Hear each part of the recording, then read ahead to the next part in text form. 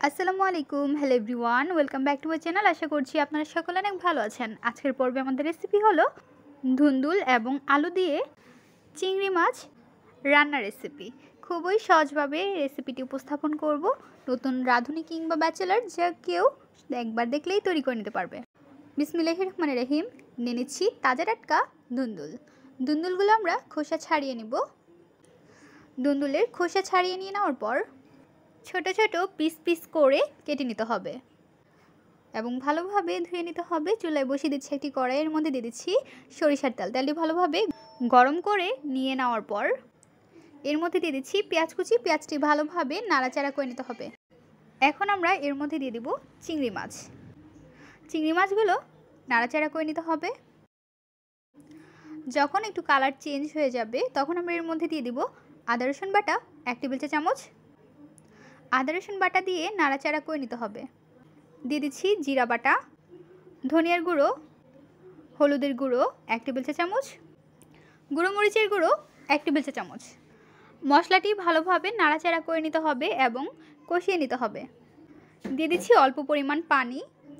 পানি দিয়ে দেওয়ার পর এর মধ্যে দিয়ে দিব স্বাদ অনুযায়ী লবণ। লবণ দিয়ে উল্টিয়ে পাল্টিয়ে নাড়াচাড়া করে নিতে হবে। নাড়াচাড়া করে নিয়ে নেওয়ার পর মশলাটি ভালোভাবে কষিয়ে নিতে হবে। কষানো হয়ে গিয়েছে। এখন আমরা এর মধ্যে দিয়ে দিচ্ছি ধুন্দুল এবং আলু। উল্টিয়ে পাল্টিয়ে আবারও নাড়াচাড়া করে নিতে হবে এবং সবজিগুলো 3 থেকে 4 মিনিটের মতো কষিয়ে নিতে হবে। কষিয়ে নিয়ে নেওয়ার পর এর মধ্যে দিয়ে দিচ্ছি কাঁচামরিচ। কাঁচামরিচগুলো দিয়ে আমরা ঢাকনা দিয়ে ঢেকে রেখে দেব। চলে আসলাম 4 মিনিট পর। ঢাকনাটি উঠিয়ে নিচ্ছি। খুন্তির সাহায্যে উল্টিয়ে পাল্টিয়ে নাড়াচাড়া করে নিচ্ছি। নাড়াচাড়া করে নিয়ে নেওয়ার পর এর মধ্যে আমরা দিয়ে দিব পানি। পানি দিয়ে উল্টিয়ে পাল্টিয়ে নাড়াচাড়া করে নিতে হবে এবং ঢাকনা দিয়ে ঢেকে রেখে দিব। ঢাকনাটি উঠিয়ে নিচ্ছি। দেখতে পাচ্ছেন বলক উঠে গিয়েছে। খুন্তির সাহায্যে নাড়াচাড়া করে নিতে হবে। চেক করে নিচ্ছি আলুটি ভালোভাবে সিদ্ধ হয়েছে কিনা। এখনও ভালোভাবে সিদ্ধ হয়নি, তাই আবারও আমরা ঢাকনা দিয়ে ঢেকে রেখে দেব।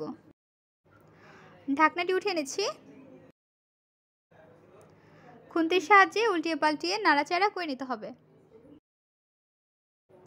নাড়াচাড়া করে নিয়ে নেওয়ার পর ঢাকনা দিয়ে ঢেকে রেখে দেবো এবং 2 মিনিট পর চুলাটি অফ করে পরিবেশন করে নেব। তৈরি হয়ে গেল মজাদার চিংড়ি মাছ দিয়ে ধুন্দুল রান্না। খুবই সহজ একটি রেসিপি, খেতে অনেক বেশি মজাদার। চিংড়ি মাছ দিয়ে ধুন্দুল রান্নার রেসিপি আপনাদের কাছে কেমন লেগেছে তা অবশ্যই জানিয়ে দেবেন আপনাদের মূল্যবান মতামতটি। ভিডিওটি যদি ভালো লাগে তাহলে অবশ্যই একটি লাইক করে দেবেন এবং সাবস্ক্রাইব করে আমাদের পাশে থাকবেন। আরও মজার মজার রেসিপি দেখার জন্য সবাইকে আমন্ত্রণ রইল। আজকের পর্বে এখানে বিদায় নিচ্ছি গাইস। আসসালামু আলাইকুম, ভালো থাকবেন সবাই। আল্লাহ হাফেজ।